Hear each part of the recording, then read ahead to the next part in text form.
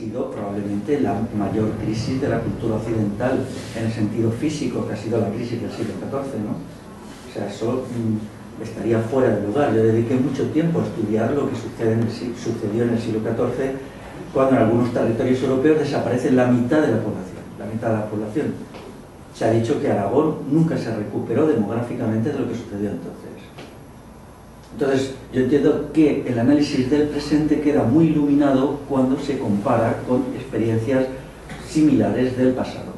Pero claro, no se puede deducir lo que vaya a suceder en el presente del pasado. El pasado solo nos orienta e ilumina, pero no.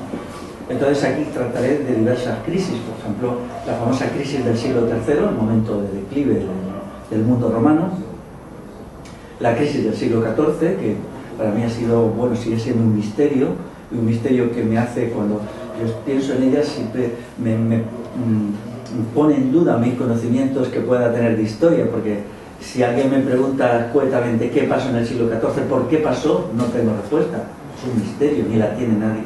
El caso es que la población europea murió entre un 25 y un 50% según territorios en un periodo muy breve, que es más o menos 1348-1370. Luego siguió muriendo gente, pero ya menos. O sea, 20 y tantos años, luego siguió hasta finales del siglo, pero ahí ya murió menos gente. O bien, acontecimientos más cercanos a nosotros, como es todo lo que se ha falseado en la escuela, todo el proceso del siglo XIX, que es un proceso trágico, muy dramático, la Primera Guerra Mundial, de la que ayer hablé algo, no como guerra, sino como tragedia, como caos. Entonces todas estas cuestiones se iluminan, ¿no?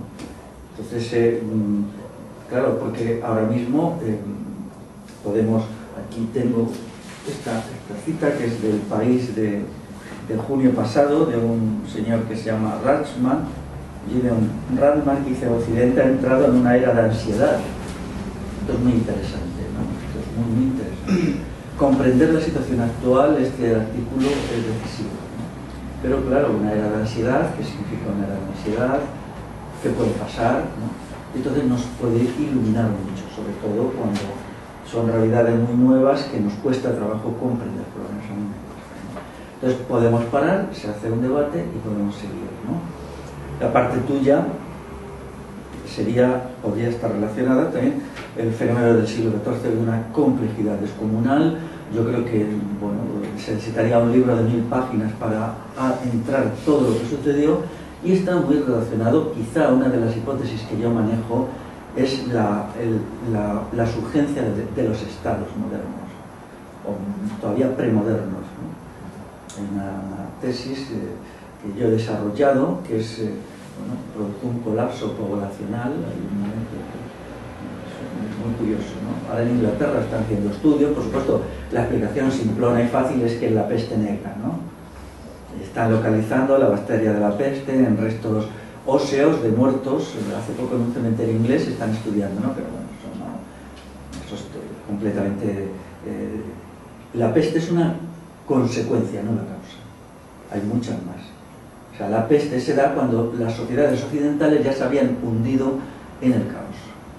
O sea, se habían hundido en el caos mucho antes. En la península ibérica, casi 60 años de la aparición de la peste, en 1249, ya había un montón de referencias, ¿no? Entonces, quizá la emergencia del Estado. O sea, todos estamos de acuerdo, o sea, los historiadores, ortodoxos, la gente de tal, y yo, que el Estado actual surge en el siglo XIII-XIV. Nosotros lo que tenemos aquí es el Estado español, que es una derivación del Estado castellano, ¿no? Y el Estado castellano, su primer documento tal, es precisamente un año antes de la crisis, que es el ordenamiento de leyes de Alcalá, que llega un momento antes de la llegada de la peste negra. El rey que lo proclama es Alfonso XI, que muere de peste negra. Él muere de peste. Entonces, ahí, claro, todo esto, las explicaciones simplonas fisiologistas, la ignoran.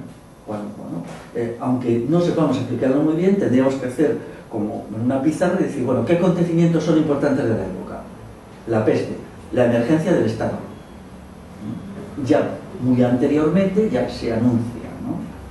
También con las partidas de Alfonso X, y todo lo que significa, qué cambios. O sea, un Estado no es cualquier cosa. Por ejemplo, quienes minimizan hoy la función del Estado no comprenden qué es un Estado. Un Estado es muchísimo más de lo que aparenta ser. Un Estado es una estructura de poder que puede cambiar no solamente las relaciones jurídicas, sino la forma de ser de las personas y la forma de pensar. De hecho, una parte fundamental del Estado es sus aparatos de aleccionamiento y manipulación de las mentes, ¿no? Entonces, tener en cuenta todo esto, qué significa y qué niega el Estado. O sea, el Estado en su aparición anula unos elementos anteriores, ¿no? Por eso, en el libro El giro estatolátrico ya una historia del Estado. Creo que nadie la ha hecho. Muy bueno, muy bueno. Una historia del Estado, porque aquí hay un hecho cierto que no podemos ignorar, que mucho antes de la existencia del capitalismo, en la península ibérica hay un Estado, que es los Reyes Católicos, ya es un Estado con todas las características. Anteriormente, incluso el ordenamiento de leyes de Alcalá de Henares, que se conserva todavía el lugar, bueno, se quemó, pero el edificio donde se aprobó este documento fundamental, no solamente de la historia de los castellanos, sino de los catalanes, puesto que los catalanes acabarían sufriendo aquello en el curso de la historia, ¿no? Pues cuando surge el Estado, muchos elementos anteriores desaparecen. El Estado es una estructura vertical que niega las relaciones horizontales. Entonces, esta negación hace, no solamente es un hecho político, puede ser vivido, y yo creo que así fue, como un desastre, una catástrofe, algo que la gente no se adapta. O sea, yo recuerdo, hay un hecho parecido, ¿no? Cuando llegan los españoles a Canarias, cuando algunos pueblos guanches son vencidos, ellos no se adaptan a lo que les espera y se produce un fenómeno de suicidio en masa. Esto es muy interesante. Esto me ha servido mucho para entender lo que pudo pasar en el siglo XIV. Es decir, los guanches vencidos, pero no todavía hechos prisioneros, esclavizados, se iban a la zona de los barrancos y entonces todos juntos se tiraban por los barrancos. 300, 500 personas cada vez, ¿no? Esto es un fenómeno muy interesante. Hay momentos que los cambios sociales no son admitidos por sectores significativos de la población. Aquí el fenómeno de las guerras cántabras, tan importante, ¿no? Cuando los cántabros son cercados en el famoso Monte Medulio, eso sucede casi me parece que es en el año 19 antes de nuestra era, y ellos se podían haber entregado a los romanos, eran muchos cántabros, no se sabe cuánto, pero se cree que eran unos 9 kilómetros, estaba cercado, ¿no? Era un cerco de 9 kilómetros. Ellos no se podían haber entregado y los romanos les habrían aceptado como esclavos al menos. Entonces hay una decisión colectiva, no sabemos cómo se toma, de quitarse la vida. Entonces ellos lo que hacen en grandes calderos, hierven las hojas del tejo, que son tóxicas, y luego la gente se pone en fila y va tomando su porción de este brebaje tóxico y muere. Esto es importante porque, bueno, yo lo considero admirable. Ellos amaban tanto la libertad que la ponían por delante del amor a la vida. Entonces, como no se podían adaptar a la vida de esclavos, prefieren matarse, ¿no? A mí me parece un acto de dignidad formidable. Cuando tuve una charla en Cantabria el año pasado, lo conté con más detalle y a la gente le gustó, ¿no? Pero creo que el conocimiento de estas realidades nos lleva a lo que es la esencia de la historia humana. La historia humana es falsificada en la escuela porque parte de una noción que es la noción de la naturaleza humana abstracta, que es intemporal, o sea, el ser humano ha sido siempre igual, no ha sufrido cambios, ni positivos ni negativos, es como una naturaleza, una esencia atemporal del humano que se manifiesta siempre de la misma manera. Por ejemplo, te dicen los seres humanos siempre han sido posesivos, o siempre han sido egocéntricos, o siempre han sido crueles. Y entonces esto, la historia demuestra que no es así, ¿no? O siempre han necesitado unas jerarquías, porque delegas en la jerarquía y te relaja. La toma de decisiones es un acto difícil, dramático, entonces la delegación es acto placentero, que es verdad que lo es, pero eso es solo una parte de la condición humana, ¿no? Entonces, en muchos acontecimientos históricos vemos que las cosas no son de esa manera, ¿no? Y que no siempre se prefiere la vida a la libertad. A veces la libertad es más importante que la vida. Y esto se manifiesta constantemente, ¿no? El caso más claro son los cántabros cuando ellos deciden no vivir como esclavos y vivir libres, ¿no? O incluso ciertos sentimientos de cuando ellos son hechos prisioneros y los romanos les crucifican. Ellos mueren cantando, eso lo cuentan los historiadores, ¿no? No podían manifestar a sus vencedores ningún sentimiento de miedo, de dolor. Esperan y mueren cantando como era su última victoria, ¿no? La última victoria sobre los romanos era demostrar que no les tenían miedo.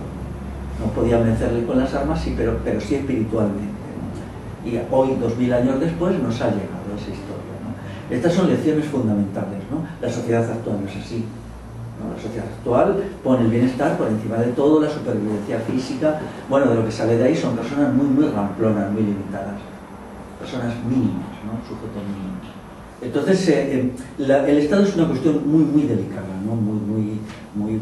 También, claro, los cántabros eran un pueblo sin Estado, eso no cabe duda. Cuando se enfrentan al Estado romano, eso les produce pavor. No quieren, porque la explicación simplista, no querían ser esclavos. Bueno, eso es una explicación. Quizá no querían vivir en una sociedad con Estado, ¿no? Porque quizá no todos hubieran sido hechos esclavos. No se podía trasladar completamente a los centros esclavistas a la población de los cántabros, solo un sector, quizás solo la gente más joven, pero ¿cómo vivían nosotros, ¿no? Los pueblos antiguos tenían un sentido de la libertad que nosotros hemos perdido, ¿no? Como tenían un sentido de la naturaleza que nosotros ya quizá nunca recuperemos, ¿no? La satisfacción que les producía la naturaleza nosotros no la tenemos, ya nosotros no sabemos ver la naturaleza, ¿no? Recuerdo un libro de un pueblo de León que cuenta que hasta hace 70 años, cuando florecía el lino tiene unas flores muy bonitas. Entonces todas las aldeas iban a ver las flores del lino y se quedaban extasiados horas viendo la floración, ¿no? Pero no iban un momento como hacemos nosotros y se iban a su casa, no, se quedaban allí extasiados durante horas viendo las flores del lino. Luego volvían a casa, ¿no? Eso, nosotros hemos perdido mucho, daros cuenta que hemos perdido muchas cualidades, muchas capacidades. Se puede decir que hemos ganado alguna, quizás sí, no pretendo hacer una explicación simplista, ¿no? Pero ahora mismo no cabe duda que el elemento sustantivo de la sociedad actual es el colapso del humano por poderes que lo están haciendo colapsar. A mí el principal de todos es el Estado, ¿no? Otra gente piensa que no, que la gran empresa. Entonces aquí hay un debate muy importante que nos lleva directamente al texto de Jordi, una vez que el texto queda desprovisto de sus formas específicas verbales, ¿no? Pero aquí el texto, si creemos. Entonces eso es, bueno, el movimiento antiglobalización defendía una tesis que los estados se extinguen, ¿no? Yo defiendo otra tesis que no es verdad eso, ¿no? En el terreno militar, en el terreno judicial, aquí por ejemplo hoy día existen como 7 veces creo, o 5 más funcionarios del aparato judicial que en los tiempos de Franco, o 8 veces, ¿no? La población ha crecido muy poquito, pero los funcionarios han crecido. El número de policías ha crecido tremendamente, ¿no? Ahora tenemos se solapan, ¿no? Los mozos de escuadra, la chancha, tal, ¿no? Entonces esos aparatos, claro, ahora mismo el gobierno del PSOE lo que ha hecho es una cosa que se ha llamado en un artículo todo está prohibido, ha judicializado, ha juridizado la vida completamente, nos ha dicho cómo es legal o no legal fumar, como un montón de cosas, ha hecho que la circulación esté todavía más judicializada. ¿Y eso qué significa? Daros cuenta que cada acto jurídico significa un incremento del aparato estatal, porque a más leyes, más policías que vigilen su cumplimiento, ¿no? Más aparato judicial que juzgue las infracciones y más cárceles o tal donde meter a la gente que no cumpla. Esto es mi crítica sempiterna al movimiento ecologista. El movimiento ecologista no se da cuenta que, bueno, sacamos muchas leyes, ¿vale? Bien, ¿y qué sale de ahí, no? O, por ejemplo, la ley de violencia de género, que se barajan cifras tan tremendas del número de detenidos que ni siquiera se hacen públicas. Pero bueno, se barajan cifras espeluznantes. Parece ser que el 20% de los detenidos están por acusaciones que no han sido probadas, ¿no? La ley de violencia de género supone que una mujer puede acusar a alguien de algo sin probarlo, ¿no? Esto es una cosa monstruosa, ¿no? Es el principio de legalidad tirado por el suelo, ¿no? Entonces, parece que hay mucha gente, bueno, todo esto es un mundo muy misterioso, donde no saben nunca cuánta gente está metida en la cárcel. Yo tengo un amigo abogado que me contaba, ¿no? Dice, es patético ver allí a la gente que va por ley de violencia de género, que es una pobre gente, allí está pillada, en fin, en una situación dramática, ¿no? Y bueno, pues esto se considera muy bueno, pues si es muy bueno, ya estamos a un paso del Estado policial, ¿no? Igual el ecologismo. Bueno, la cantidad de leyes que son medioambientales entre Bruselas, Madrid, las comunidades autónomas, yo siempre lo digo, cuando haya que hacer una barricada, lo mejor es coger las leyes medioambientales y te pones ahí delante y aguantan los tanques, ¿no? Su eficacia medioambiental está por comprobar, pero son masas. Yo que las he tenido que consultar a veces para charlas, a veces me llaman para charlas muy específicas y ala, te las lees. Yo entiendo que no valen para nada, pero sin embargo sí cumplen una función, acostumbrar a la gente a ser dirigida por procedimientos legales. Cuando realmente Solo hay que leer a Kant, su libro Tratado de Ética, cuando Kant plantea una cuestión que es de sentido común. Una sociedad buena es aquella en la cual la ética, que no es coercitiva, sea máxima y la norma jurídica sea mínima. Es de sentido común, ¿no? La ética es una voluntad de hacer el bien que el sujeto tiene. Como la ética tiene que depender de la libertad, solamente cuando se decide hacer el bien de una forma libre, se está actuando éticamente. Tiene que haber libertad para el mal. No puede haber una sociedad ética sin libertad para el mal. Cuando la gente me dice, entonces tú estás a favor de prohibición del alcohol, hombre, o sea, no, yo estoy a favor de que la gente tenga la convicción interior de beber moderadamente, pero tiene que haber libertad para no hacerlo. O sea, porque entonces no es libertad. Y esa libertad tiene que ser de tal manera que no haya una norma que prohíba una ley seca, pero también no debe ser demasiado fuerte la presión social para que el individuo no se emborrache. Es decir, yo tampoco sería partidario de que hubiera un castigo penal, hubiera una presión tan fuerte, por ejemplo, una exclusión de las personas que le obligara a no emborracharse con independencia de su decisión. No se le excluyera de la convivencia, no se le hablara, todo esto no sería adecuado tampoco. Claro, todas estas cuestiones son muy sutiles, pero por lo tanto la emergencia del Estado crea un problema muy complicado. Y el ascenso actual, ¿no? Yo entiendo que hay dos cuestiones sustantivas que impiden la regeneración del sujeto en las sociedades contemporáneas. Una es la expansión del Estado y la otra el trabajo asalariado. El trabajo asalariado, por su naturaleza, es perverso, porque niega todo lo sustantivo humano, igual que lo negaba la esclavitud. Por lo tanto, esto es un choque frontal, mientras que con el capitalismo, mientras otros hablan del capitalismo porque es malo, porque no nos deja consumir lo suficiente, que es el argumentito que ahora de moda, que malo es el capitalismo porque no nos deja consumir todo lo que queremos, o porque nos empobrece. A mí esas críticas me parecen aberrantes. Yo entiendo que el capitalismo es malo porque niega los elementos sustantivos del individuo en muchos aspectos, pero sobre todo en el acto de trabajar. El acto de trabajar forma parte de la naturaleza humana, tenemos que trabajar, aunque mucho menos que ahora, para vivir, pero el trabajo, al no ser libre, entonces anula, ¿no? No hay una decisión sobre el qué y el cómo, por lo tanto la inteligencia se anula. No hay una decisión sobre cómo hacerlo, por lo tanto las funciones volitivas no se ejercen. Se crea una relación servil frente al empresario, ¿no? Hay una pérdida de la libertad. Todo lo que es humano desaparece en el acto de trabajar. Exactamente igual que en la esclavitud, ¿no? En la esclavitud, los esclavos. Luego trataré también un caso muy interesante esta tarde en el momento de las soluciones, que es la rebelión de Espartaco. La rebelión de Espartaco es un asunto increíble. Analizarlo cuidadosamente. La pregunta por qué Espartaco fracasa, si fracasa, y la lucidez que Espartaco tiene, que no la han tenido las revoluciones posteriores, bueno, pues es una cuestión muy importante, ¿no? Porque quizá el caso de Espartaco nos puede sacar de la situación sin salida que estamos ahora. Daros cuenta que se han hecho montones de intentos de transformar las sociedades contemporáneas, desde, pues, no sé, desde la Comuna de París, vamos a situarnos a través de las revoluciones obreras, hasta, pues, las revoluciones antiimperialistas de hace 20 años. Todos han fracasado, todos. A mí no me vale, por ejemplo, el caso de Evo Morales. Me parece, bueno, Evo Morales realmente me parece funesto, Chávez lo rechazo, y rechazo Cuba o, bueno, cualquier invento, ¿no?, de estos. Pero hay que explicar por qué, ¿no? Yo parto de la idea de que todos estos intentos eran bien intencionados.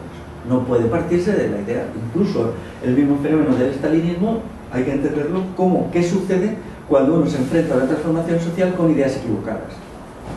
Y no explicarlo como a veces pasa desde la maldad de Stalin, o desde un apetito de poder de unas élites, que es verdad que existió, pero no fue el factor decisivo, sino que hay una emergencia de una teoría que es inadecuada, ¿no? Las teorías de la transformación que nos hemos manejado, sobre todo el marxismo en sus diversas variantes, son inadecuadas, porque cometen una serie de errores sustantivos que ya se habían manifestado en el caso de Espartaco. Por lo tanto, entender todo esto nos llevará a comprender mejor el meollo de lo que es el Estado, que interpretaciones quizás simplistas de que el Estado me obliga a hacer esto y yo no quiero. Eso es una parte legítima, ¿no?, pero no es el todo, ¿no? El Estado es mucho más que eso y es lo que yo entiendo que se debería de poner, ¿no? Incluso, claro, para mí fue muy agradable cuando estudié la emergencia del capitalismo, llegué a una conclusión diferente a la del marxismo. El capitalismo es una creación del Estado, eso es, aquí ya se había dado, y sobre todo en Inglaterra, la flota inglesa necesitaba elementos para el combate que los crea la industria, y esa industria es la que explica la revolución industrial. Yo hago una historia, me gusta mucho la historia del detalle. Si alguien ha leído esa parte, verá que yo entro en cómo eran los barcos de guerra de la época, cuántos camiones llevaban, pero me he dejado muchas cosas, por ejemplo, qué consumo de velas, qué consumo de las velas se hacían con lino, de cáñamo, cómo promueve eso la agricultura industrial. Curiosamente, aquí el primer intento de promover una agricultura moderna se hace hacia 1750, cuando la Marina de Guerra española declara que pagará a precios muy elevados el lino y el cáñamo para los barcos.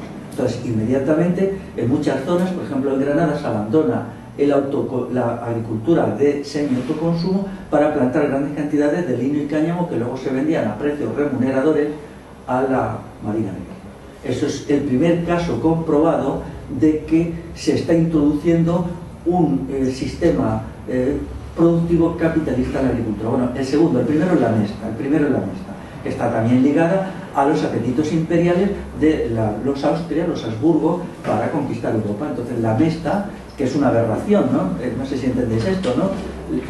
No todo lo antiguo es bueno, ¿no? La mesta es una aberración, porque convierte el ganado en sí productor de una única cosa, que es la lana, ¿no?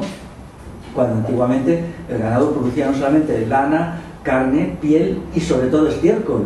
Ya la mesta no valora el estiércol, con lo cual se empieza la erosión de los suelos, ¿no? Pero detrás de ello hay un proyecto, porque claro, la lana, ¿a quién servía? Al Estado castellano, con los impuestos tan fuertes, para pagar sus guerras y sus proyectos expansionistas. Si vemos, hay detrás un proyecto militar, ¿no?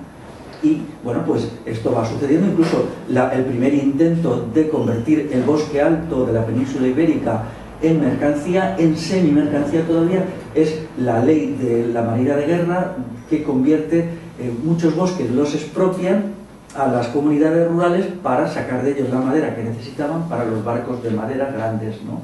Desde el año 1760, esto lo explico. Por lo tanto, para mí fue muy agradable comprender que el capitalismo históricamente se tiene que explicar a partir de los intereses estratégicos de los estados en el terreno económico. Esto, claro, diferente de Marx, cuando Marx explica más bien un poco el capitalismo como algo que sucede, ¿no? Como una tendencia espontánea. Yo creo que no, ¿no? Si estudiamos aquí la época de los Reyes Católicos, con la fusión ya de las dos coronas, encontramos un Estado muy potente, ¿no? Un Estado muy potente, con fines expansionistas ya. O sea, el objetivo de la boda entre él y ella era básicamente crear un poder militar que pudiera ser hegemónico en Europa y luego en América, ¿no? Eso es el proyecto que se desarrolla, básicamente, ¿no? Hay una cosa que me ayuda a mí quizá, además, a otros, que yo no conozco la historia. Entonces, si puedes ir, ya lo haces a veces, pero ir poniendo más fechas, ¿no? Por ejemplo, la mesta, cuando se pone en marcha, ¿no? Por ejemplo, ¿no? Y el matrimonio de los Reyes Católicos, si sabes el año, pues me sitúa, ¿no? Bueno, la mesta, es verdad que antes había sistemas de transhumancia, pero la mesta, su gran momento es el siglo XVII, si miramos el número de cabezas de ganado, pero ya en el siglo XVI era muy importante, ¿no? La mesta es una aberración. A mí cuando dicen, bueno, vamos a celebrar la mesta, ¿qué hay que celebrar aquí? Pues esto ya es una forma, ¿no? La mesta no es celebrable. O sea, eso significa que en el pasado puede haber cosas aberrantes. Y de hecho, en las sociedades tradicionales hay, por ejemplo, cuando en la revolución de la Alta Edad Media hay gente que dice, tú mitifica la Alta Edad Media, no es verdad. Precisamente en la charla de la CABE, que está colgado como audio en mi página, establezco los 5 errores estructurales de la sociedad que se crea en la Alta Edad Media, ¿no? Y tienen errores estructurales, algunos difíciles de localizar, ¿no? Uno de ellos, que a mi entender es decisivo, ¿no? Pues ellos establecen como cosmovisión una religión y no el criterio de lo verdadero y lo falso según la experiencia. Eso va a tener una función decisiva en su derrota frente al Estado. O sea, esa cuestión, porque claro, si crees que hay una religión, un sistema de ideas que ya te da las respuestas a todo, no haces un esfuerzo por encontrarlas en la experiencia. Y eso va a hacer que la sociedad tradicional, en los momentos críticos como el siglo XIII y XIV, no reaccione adecuadamente frente al Estado, ¿no? Es decir, es como si dos personas se oponen, una de ellas tiene la idea de vivir de la experiencia, que es lo que enseña Maquiavelo en realidad. El Estado debe de dejarse de la religión y debe basarse en la experiencia y buscar siempre el bien del Estado, el bien del príncipe, ¿no? Os animo, si lo queréis entender, a que leáis El Príncipe de Maquiavelo, donde lo explica. Pero sin embargo, el mundo rural no parte de ese criterio, parte del criterio de nosotros nos aferramos a las creencias religiosas, que son muy valiosas, y no hacemos una reflexión desde la experiencia. Entonces, esas dos maneras de enfocar el mundo tenían que llevar necesariamente al triunfo del Estado. Bueno, pero la Mesta se crea en el siglo XIII, es el primer documento donde aparece la palabra Mesta. Mesta es como asociación de ganaderos, ¿no? Es una realidad sobre todo castellana, pero también la había en la Corona de Aragón. Había muchas formas de traslado de ganados de la sierra. El sistema era simple, en el verano se está en la sierra y en los inviernos se baja a las partes bajas. Entonces el ganado está muy bien alimentado. Básicamente es la oveja merina, que es una oveja que se especializa en lana, pero que ya no cumple funciones de carne ni nada de esto, y sobre todo de estiércol. La oveja, hay un refrán castellano que dice: antes sin orejas que sin ovejas. ¿Y esto qué quiere decir? Para un campesino, pues si no tienes oveja no tienes estiércol, y entonces pues no puedes tener trigo, ¿no?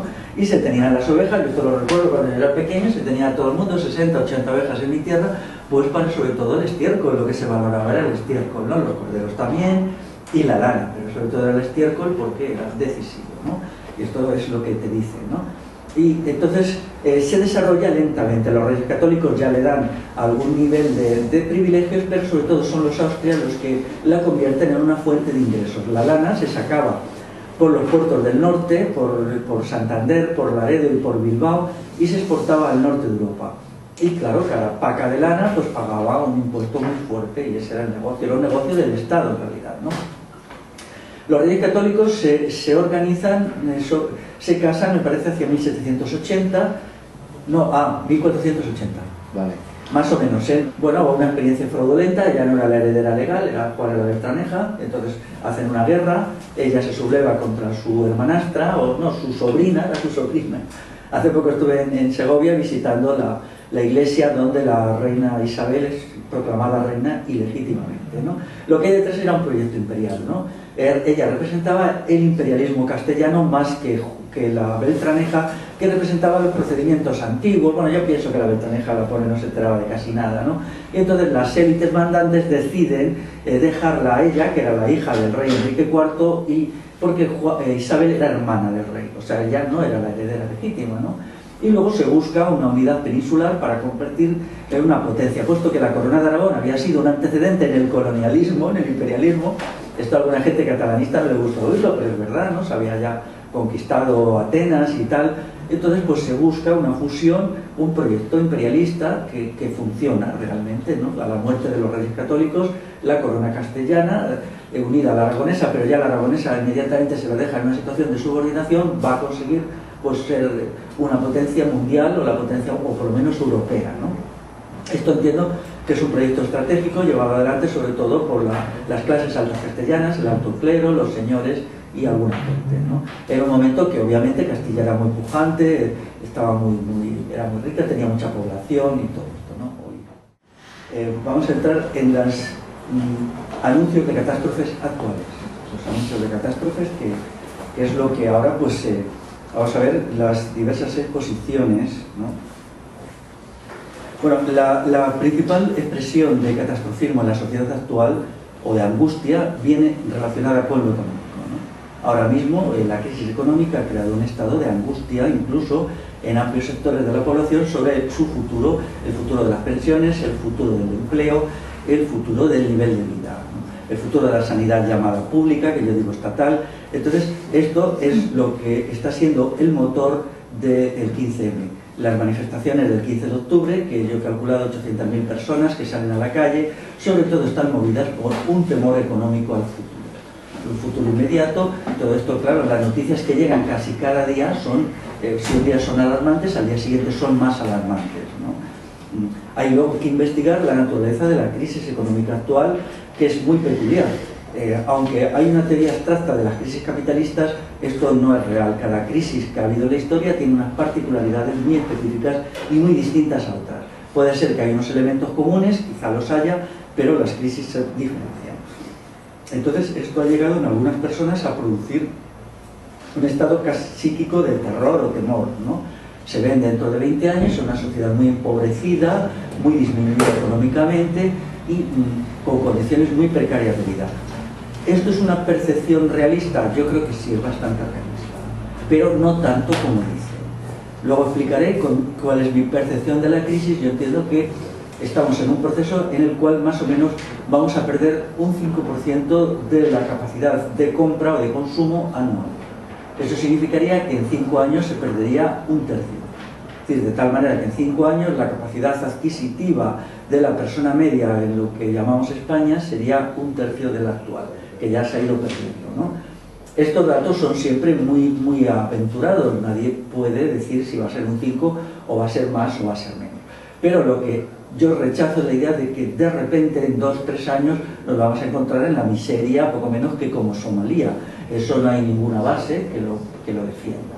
Es decir, te das cuenta que si en 5 años hemos perdido un tercio es mucha pérdida, pero bueno, un tercio todavía sería algo digno, ¿no? Sería ahora alguien que gane 1.600 euros, pues como el consumo de alguien que hoy gane 1.200 euros, ¿no? Hay otra idea también de que nos vamos a quedar sin asistencia sanitaria. Esto es una cuestión descabellada. El capitalismo necesita una mano de obra mínimamente atendida en el terreno sanitario. Esto no es real, ¿no? Como por ejemplo, se va a privatizar la escuela estatal. La escuela estatal es un instrumento del Estado para homogeneizar a la población de acuerdo a sus metas. Esta cuestión está descabellado, o que nos quitan las pensiones. Ahí está el caso de la gran catástrofe que sufrió la Unión Soviética cuando desaparece, que se hunde en la pobreza totalmente, pero las pensiones de la gente jubilada se rebajan mucho, pero no se llegan a quitar en ningún momento. Por lo tanto, hay ahora mismo una presión de cierta izquierda de vender un catastrofismo exagerado que nos impide percibir la economía, el declive de la economía en su exacta dimensión. Su exacta dimensión es que efectivamente todo indica, sea un 5 o un 7 o lo que sea, el nivel de vida va a caer, sobre todo para las clases asalariadas, quizá para la clase media mucho menos, pero no va a caer en el sentido de la catástrofe. Es decir, no vamos a ser una sociedad del hambre. Yo la defino como una sociedad de la pobreza, la escasez, como podía ser aquí, por ejemplo, la vida en los años 50, quizá en los años 60, donde es cierto que no había un consumo ostentoso, pero sí había unas condiciones mínimas, ¿no? Lo que pueda pasar dentro de 30 años ya ahí se me escapa, ¿no? Pero a 10 años no creo que las explicaciones catastrofistas puedan mantenerse, ¿no? Es decir, esto lo veo. Quisiera hacer una explicación completa, luego entramos en la controversia de todos los elementos de catastrofismo que hay en la sociedad, ¿no? Uno de ellos es el ligado a la economía. Hay otros, por ejemplo, la crisis del petróleo, la crisis ecológica. Entonces los voy a ir enumerando. Hay dentro de las corrientes económicas también subversiones, digamos, de un colapso de la economía. El libro de Santiago Niño Becerra, El crack de 2010, es el más significativo. En 2009 yo conocí a mucha gente que estaba asustada de que llegara 2010 y la economía capitalista se hundiera. Es una visión muy ingenua de lo que es el capitalismo, lo que aquí se vende, ¿no? Se entiende que el capitalismo es una estructura o una máquina que se colapsa y no una relación social. Entonces creo que el problema de fondo es que no se entiende qué es esto, ¿no? También es verdad que el catastrofismo vende, ¿no? El catastrofismo produce miedo y el miedo es un sentimiento que a la gente le gusta percibir, ¿no? Cuando lo que nos estamos enfrentando son a realidades económicas mucho más complejas que hay que situarlas en el contexto de la situación mundial. Quiero decir también que si alguien está al mismo tiempo ganando mucho dinero con la crisis económica y haciendo el ridículo con sus recetas, son los economistas profesionales, sobre todo los premios Nobel. Ahora tienen el gran momento, cobran muchísimo por una conferencia, entre 30 y 50.000 euros por una triste conferencia, y lo que dicen son, bueno, insustancialidades, cosas que muchas veces solo se pueden calificar de tonterías, y sobre todo han entrado en una pugna por las recetas. Aprovechan este temor de la gente para esta receta, esta otra, que en general pues la cosa no va de recetas, porque lo primero que tenemos que entender es que la crisis económica es una crisis de Occidente.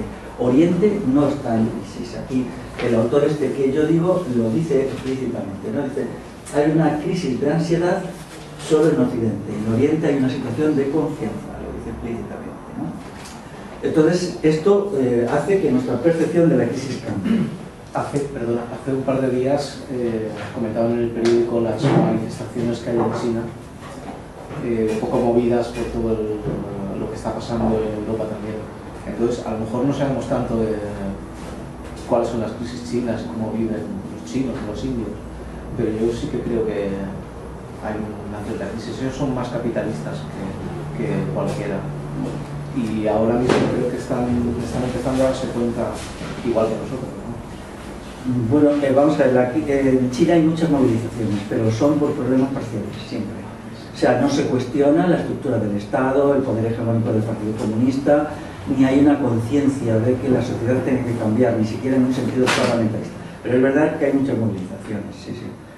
Luego hay el tercer fuente de crisis que nos llegan ondas de angustia, es la crisis del petróleo, interpretada como el fin de la sociedad tecnológica.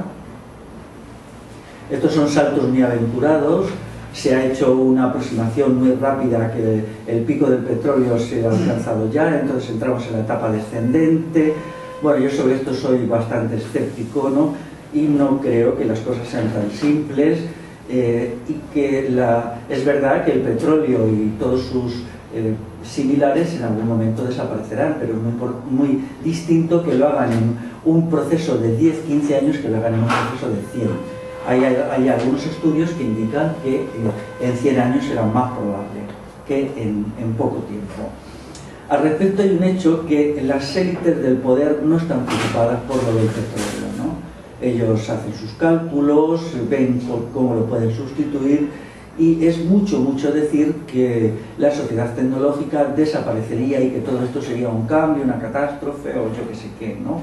Me parece que no sería adecuado. Luego están las catástrofes ecológicas relacionadas con el cambio climático.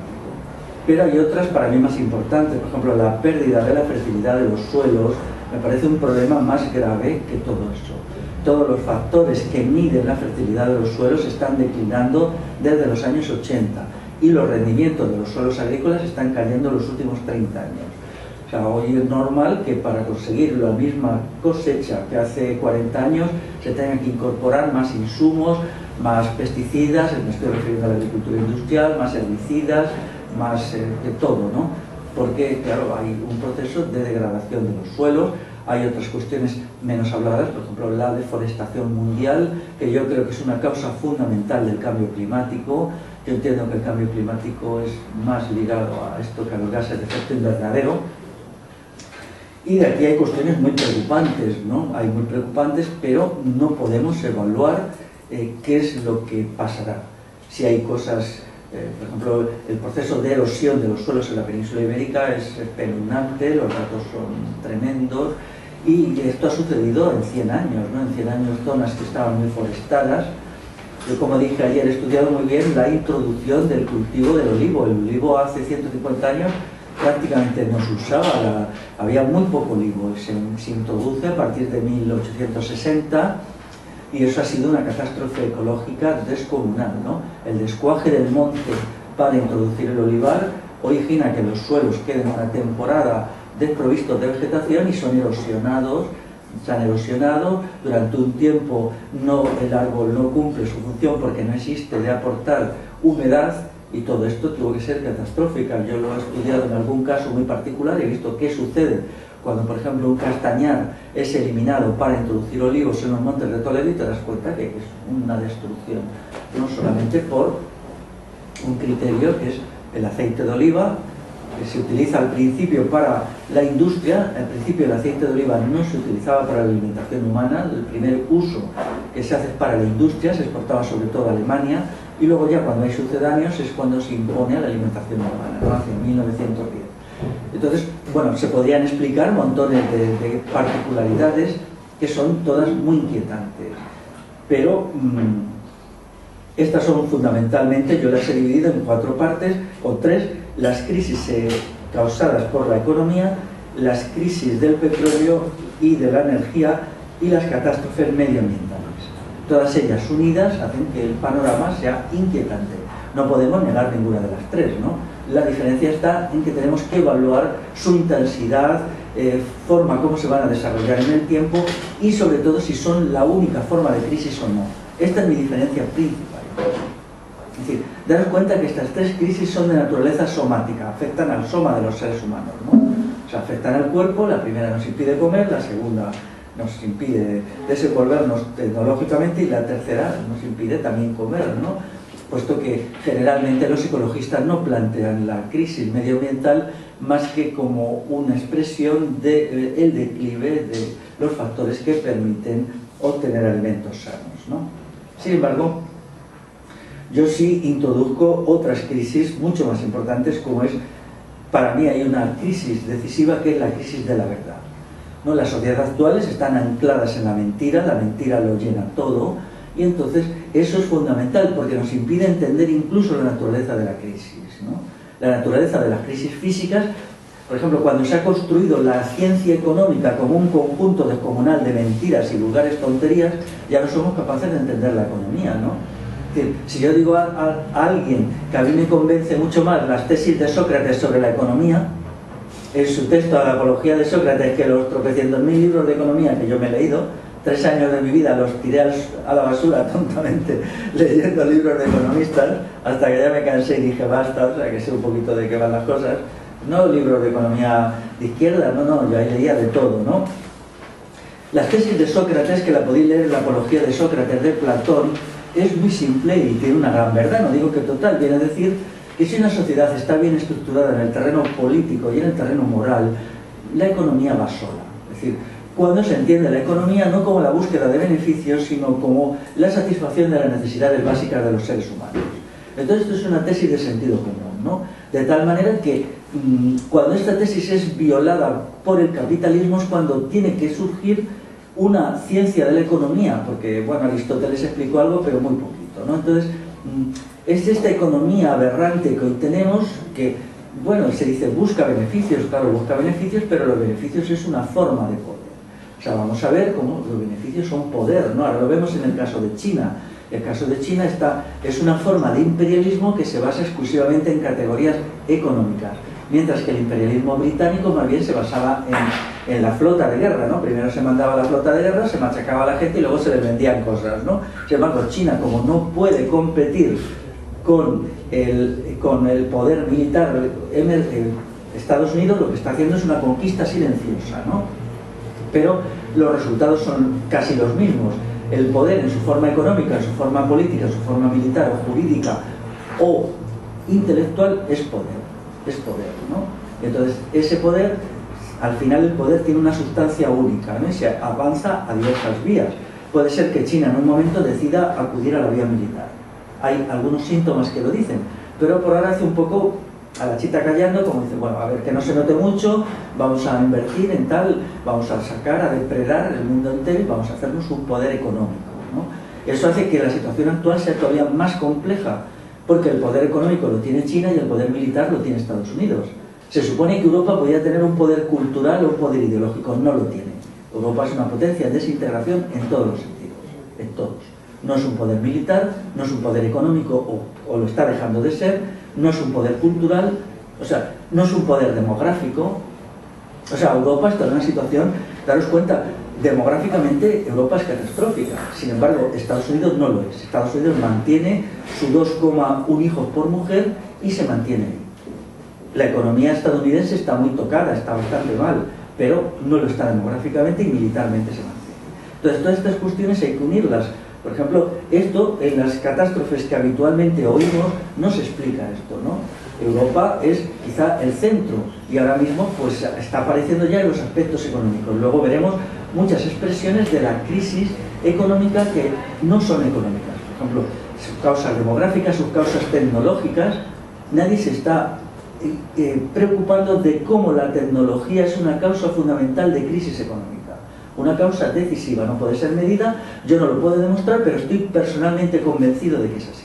La economía es ineficiente cuando se basa en la tecnología. ¿Puedes explicar eso un poquito más? Sí, sí, cuando veamos las causas de la crisis, pero daros cuenta que estamos viviendo una simplificación. Por lo tanto, cuando yo escucho, ¿la economía está muy mal? Sí, claro, pero no es solo eso. Por ejemplo, si nosotros hiciéramos un esfuerzo por la verdad, podríamos entender lo que está pasando. Pero ahora mismo no hay ese esfuerzo. A mí sería maravilloso que salieran 800.000 personas a la calle con una pancarta que dijera: queremos vivir en una sociedad de la verdad, donde la verdad se valore, pero no una verdad metafísica, filosófica, sino una verdad referente a... Y eso llevaría a muchas cuestiones. Por ejemplo, quien no tenga ni idea, que se calle. El señor Stiglitz, que se calle, por ejemplo, o por muy premio Nobel que sea. Claro, o el señor que está todos los días en El País, ¿cómo se llama este tío? Que, claro, yo me pregunto, siempre que leo sus artículos, no los leo, los veo, digo, ¿cuánto le habrán pagado por este artículo? El hombre famoso, o un economista, ¿no? La verdad que ellos tienen mi completo desprecio. ¿Cómo se llama? Sí, escribe, que son todos estos nombres anglosajones, pero vamos, si abrís El País 2 veces por semana le encontráis allí, ¿no? O algunos más, ¿no? La verdad es que ellos no tienen ni idea. ¿Por qué? Porque la economía no es un determinante, es un determinado. Tenemos que entender la economía como un determinado. La teoría de que la economía lo determina todo es una invención. O sea, porque en definitiva la economía es una relación entre seres humanos. Yo me atrevo a apuntar una cosa: depende de la calidad de los seres humanos, de la calidad del proceso económico. ¿Pueden ser eficientes económicamente seres humanos degradados? Y eso es una cuestión que se está poniendo ahora de manifiesto a la crisis, ¿no? Y que ellos no quieren ver. Luego, por ejemplo, olvidan otra cuestión que es, claro, en la medida, otra crisis, que es lo que podríamos llamar una crisis militar en ciernes. En la medida que Estados Unidos ve que China avanza, hay elementos de militarismo. Yo tengo por aquí uno que es tremendo, ¿no? Es la primera vez que yo veo un libro de historia, por cierto, bastante bueno, que está dedicado a los soldados estadounidenses. Y este libro está traducido al castellano. Daros cuenta de lo que esto significa. Hace 20 años nadie se habría atrevido a dedicar un libro de historia militar a los soldados, ¿no? Sin embargo, hoy se ha hecho, ¿no? Aquí lo tengo. Esto es muy grave, entender lo que significa, ¿no? El libro se titula Guerra, el origen de todo, de un tío que se llama Victor David Hanson. Está publicado en castellano en 2010. Entonces el libro empieza con la siguiente dedicatoria: a los soldados del ejército estadounidense por todo lo que hacen. Claro, cuando lees esto te quedas, ¿no? Porque ahora mismo en la sociedad de la mentira no se nos está explicando los procesos que están llevando a la militarización. De la misma manera que no nos estamos enterando de nada de la guerra de Afganistán. Yo lo digo abiertamente, yo soy un estudioso de cuestiones militares, siempre lo sigo. Pienso que la guerra es un componente sustantivo de la experiencia humana. No me considero pacifista y no quiero serlo. Entonces, me gustaría saber qué está pasando en Afganistán desde un punto de vista de análisis militar. Completamente imposible, imposible. ¿Cuáles son sus estrategias? ¿Qué están haciendo? ¿Por qué? Se ha ocultado todo eso. Con Vietnam lo podíamos hacer, podíamos entender la ofensiva del Tet de 1968 y qué significa, ¿no? Y cómo los vietnamitas consiguen acogotar al ejército norteamericano y a los títeres del sur. Ahora no podemos hacerlo. Sabemos perfectamente que estamos en una preparación de la guerra. Por ejemplo, hay un estudioso también que se llama, vamos a ver, este autor se llama Robert Kaplan. Él vive de dar cursos al ejército norteamericano. Le llaman a una base naval o una base militar y da cursos. Cursos largos, muy bien pagados, a oficiales y a veces comandos y tal, ¿no? Y él escribe siempre sobre cuestiones militares. Por ejemplo, su mejor libro es Por tierra, mar y aire, las huellas globales del ejército americano. Este tío dice que el objetivo es la contención de China, que todos los demás objetivos estratégicos norteamericanos no tienen importancia, incluido la guerra de Afganistán y todo esto, ¿no? Que son poco menos que operaciones militares con fuego real, ¿no? Pero si nosotros nos preguntamos ¿cuál va a ser la estrategia para contener a China? La respuesta es no, yo no lo sé, no lo sabemos. Daros cuenta que la estrategia global con que Estados Unidos libra la guerra contra la Unión Soviética fue muy distinta que la que se utilizó en la Segunda Guerra Mundial, ¿no? La Tercera Guerra Mundial es la llamada Guerra Fría, ¿no? La Unión Soviética es vencida en una confrontación global. Es vencida, tiene que tirar la toalla y pierde casi todo su imperio, ¿no? Casi todo su imperio lo pierde. Bueno, realmente es un acto de creatividad estratégica magnífico por parte de Estados Unidos. Ellos diseñan una guerra que evite el confrontamiento con armas nucleares, pero destroza a su enemigo de la mejor manera posible. Le deja tirado. ¿no? Sin embargo, ahora mismo, ¿cómo lo van a hacer con China? Que la pregunta es, ¿cómo se va a librar una futura guerra con China? Porque las guerras se preparan mucho antes. O sea, la guerra que se librará, si se libra en el año 2060, está siendo preparada ya.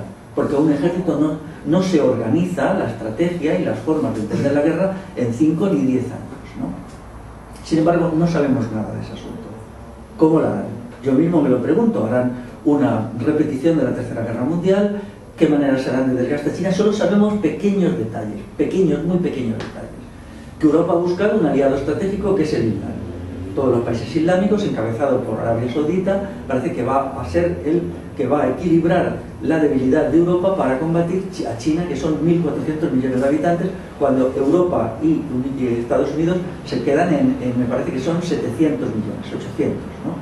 Pero no sabemos nada más. Por lo tanto, hay una crisis militar de la que no sabemos nada. Hace poco, el primer portaaviones chino, eso fue en mayo, me parece, se lo hicieron y entonces, bueno, Japón se puso descompuesta, hizo casi una declaración estuvo a punto de presentar una protesta diplomática, y Estados Unidos también, ¿no?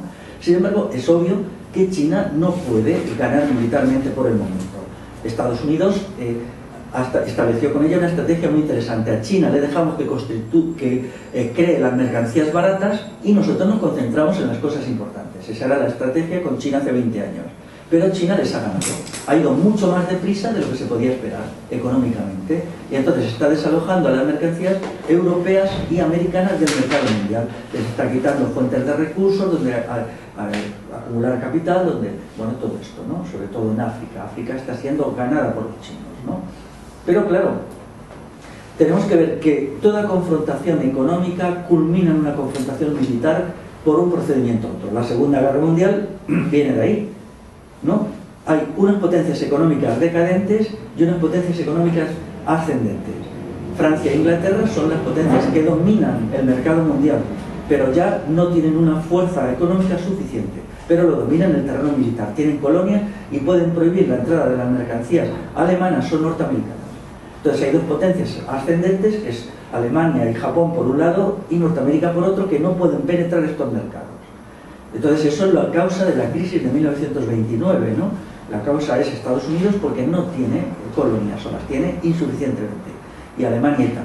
Luego, sin embargo, Estados Unidos elige.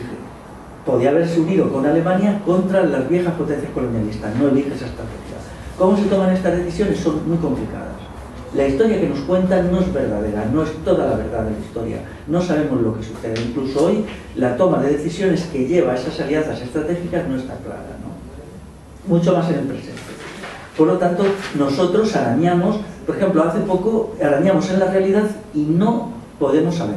Hace poco me mandó un amigo de Andalucía un email que decía: Félix, por favor, ¿cómo explicas tú lo del escudo antimisiles que ha aceptado Zapatero? Según la estrategia de conflicto con China, ¿cómo interpretamos esto? Yo dije, pues la primera no lo sé, vamos a empezar, no estoy muy seguro, pero yo entiendo que eso es un síntoma de un problema más profundo, que es el siguiente. China y Rusia tienen algún acuerdo de alianzas, y Estados Unidos entonces ha revitalizado su política de confrontación con Rusia, y es una advertencia a Rusia de que no se alíe o no se acerque demasiado a China. Es verdad que eso se confirma con la crisis en el norte de África. China y Rusia han ido unidas frente a las potencias occidentales. Luego ya vemos cómo se están formando los bloques, ¿no? Los bloques. Luego hay muchos cambios. Por ejemplo, Brasil hace 2 años se acercó mucho a China. China invirtió mucho y tal. Y sin embargo, con la nueva Helma Rousseff parece que se ha dado un giro y ahora están intentando romper amarras con China y acercarse otra vez a Estados Unidos, ¿no? Entonces, todas estas modificaciones estratégicas y geoestratégicas y juegos de poder no son explicados. Nosotros solo lo vemos a posteriori. Y cuando se publica algún texto verdaderamente, que es ya más inquietante, nos encontramos con que más bien es una advertencia china. Vamos a ver dónde lo tengo, que es un artículo en el cual se explica que Estados Unidos se está preparando para la guerra contra China. ¿Esto es real? Sí es real, pero también es una advertencia china de que tenga cuidado con lo que hace, ¿no? Ha salido hace muy poco un libro que os recomiendo que leáis. Ha salido el día 27, o sea, antes de ayer. Se llama La silenciosa conquista china. Juan Pablo Cardenal y Heriberto Araujo, la editorial Crítica. Es una explicación de lo que está haciendo China. O sea, China, es verdad, es una potencia depredadora, va allí, destruye todo, se lleva los bosques, lo contamina todo. Están acudiendo a procedimientos esclavistas. En algunas empresas chinas del tercer mundo se castiga físicamente a los trabajadores, se les obliga a trabajar en condiciones inhumanas, ¿no? Eso está ligado a su relativa debilidad económica. O sea, cuando una potencia imperialista relativamente débil necesita una sobreexplotación, ¿no? Eso también lo hizo el Japón en la Segunda Guerra Mundial por su debilidad relativa. Este libro es una denuncia, claro, pero una denuncia que la embajada china toma nota. Es decir, la embajada china informa de que esto se está haciendo. Es una advertencia, para mí fue mucho más advertencia el texto siguiente: Estados Unidos y China, interrogantes, el próximo gran enfrentamiento, de Guillermo Marín, en la revista Política Exterior, número 137 de septiembre-octubre de 2010.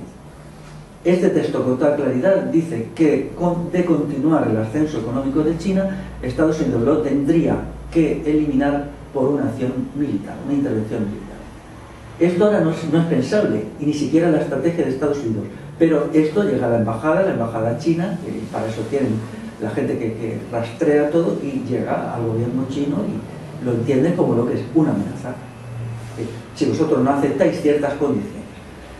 En el momento actual, ¿cuál es la política económica visible?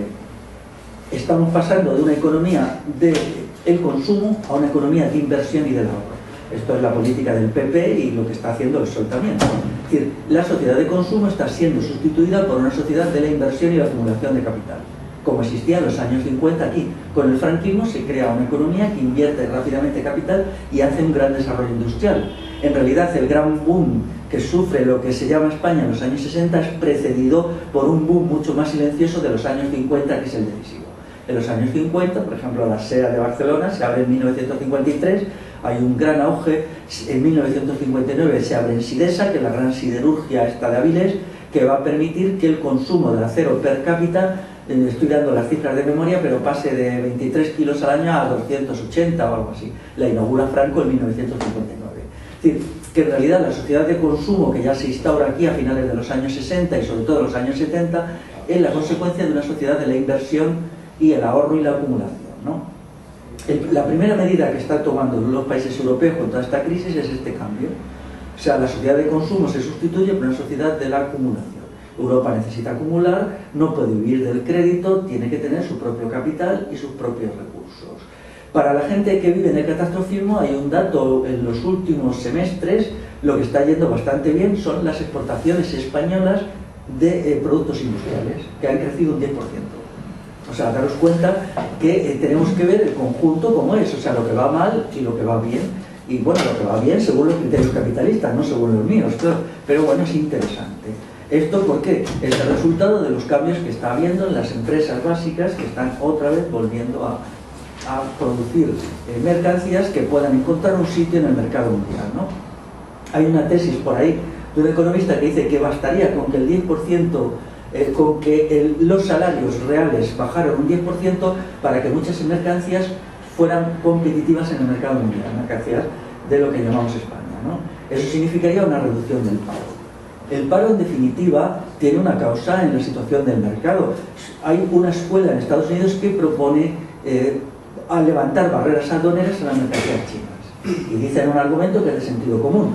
Si se impusieran altos aranceles a las mercancías chinas, Estados Unidos tendría que producir las mercancías importadas y eso daría trabajo a tantos millones de trabajadores en paro. Si aquí se hiciera igual, es decir, si aquí se hiciera, por ejemplo, se cargara las mercancías chinas con un 20% de una tasa aduanera, como se hacía en el siglo XIX, quizá eso creara aquí 1 millón de puestos de trabajo, puesto que muchas empresas que han tenido que cerrar porque no pueden competir, podrían ser competitivas, ¿no?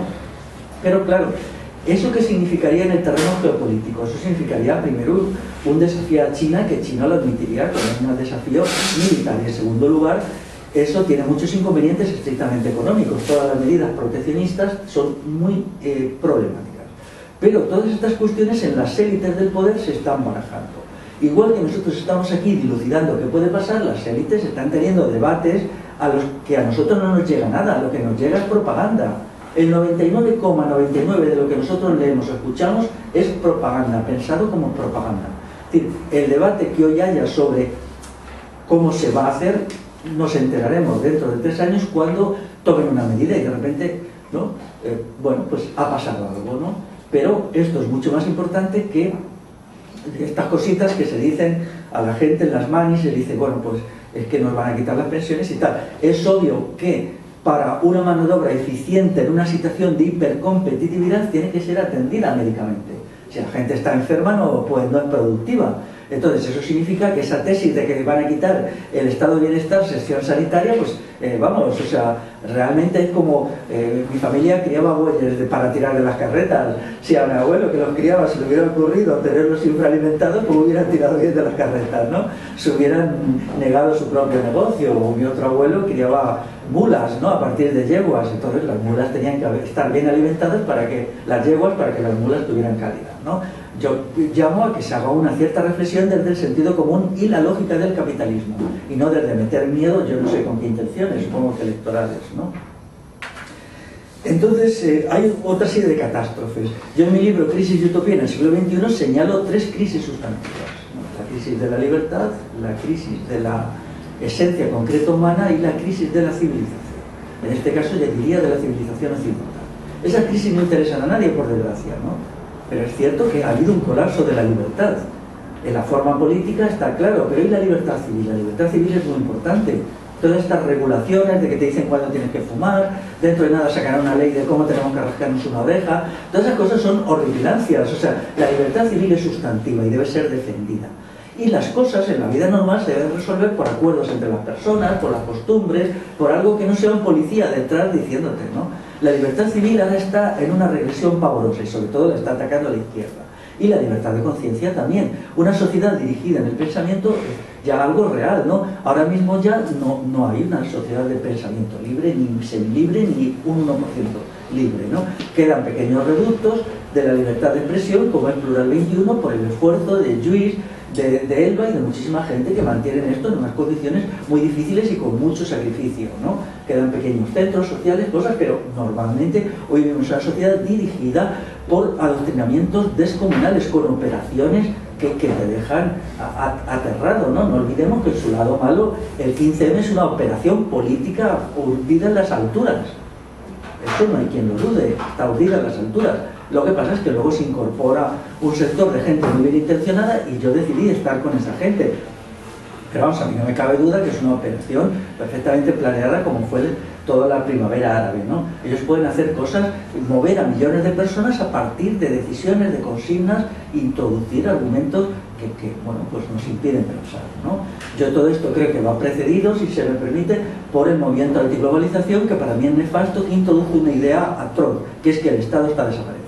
Si el Estado está desapareciendo, pobrecito, tenemos que ir a salvarlo, ¿no? Entonces ya no pensamos en términos del pueblo, ¿no? Porque yo pienso en términos de la gente en la que tiene que crecer, desarrollarse, ser capaz. Si no daros cuenta lo malvada que es esa idea de que es que lo que tenemos que procurar es que el Estado se desarrolle. ¿Y nosotros qué? Yo no soy parte del Estado, entonces ¿yo qué pinto? Yo no soy nada, no soy actor. Y eso se desarrolla a partir de...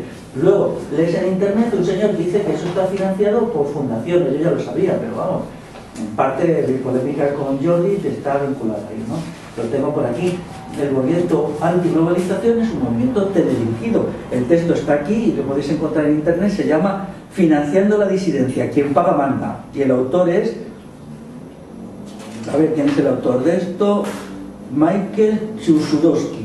Y son 4 páginas donde explica cómo muchas fundaciones de las grandes multinacionales, la Fundación Rockefeller y todo esto están financiando lo que luego sería en parte el movimiento antiglobalización. Yo ya lo sé porque el movimiento en Europa surge de 2 lugares: el diario El País y el diario Le Monde. El diario El País es el capital financiero puro y duro, y el diario Le Monde está precisamente dependiente de la gran industria armamentística francesa.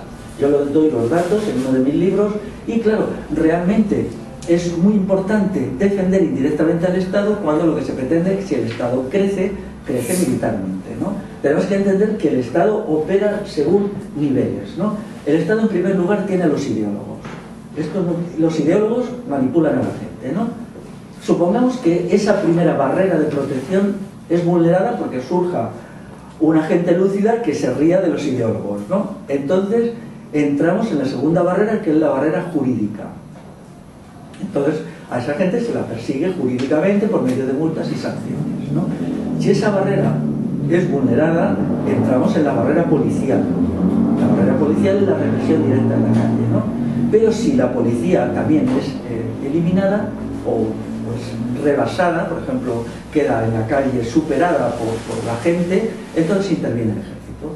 Entonces podemos hablar de 4 barreras, incluso 5, ¿no? Porque el Estado tiene también otra barrera, que es la económica, a través de subvenciones, apoyos, al quito de dinero, aquí te lo quito y tal y cual, puede manipular la opinión pública de una manera sustantiva. Por ejemplo, toda esta gente que tanto vocifera a favor del PSOE, los cineastas, es porque el cine español está tan ultra subvencionado, Almodóvar y compañía, que son unos sinvergüenzas. Deberían decir, nosotros venimos a apoyar a Zapatero porque es que, claro, sin lo que nos pagan no seríamos nada, ¿no? Pero ¿qué significa esto? Que cada vez que se establece una ley, lo decía antes, tiene que crecer proporcionalmente el aparato policial y tiene que crecer el aparato militar, porque la policía con todo es una realidad inestable. Si un policía en la calle golpea a un mozo de escuadra, a un manifestante, lo hace muy a la fuerza y sabe que si no incurren sanciones terribles. ¿Y quién establece en definitiva la disciplina de la policía? El ejército. La policía sabe que ellos tienen armas y pueden no ejercer la violencia. Sería muy fácil, por ejemplo, que un policía consciente, y los hay, un guardia civil, cuando le dan orden de disolver una manifestación a golpes, se volviera a su oficial y le golpeara a él. Eso para él significa muchos años de cárcel. Pero si llega un momento en el cual él podía echar mano de la pistola, sabe perfectamente que su pistola no es nada frente a la división acorazada Brunete.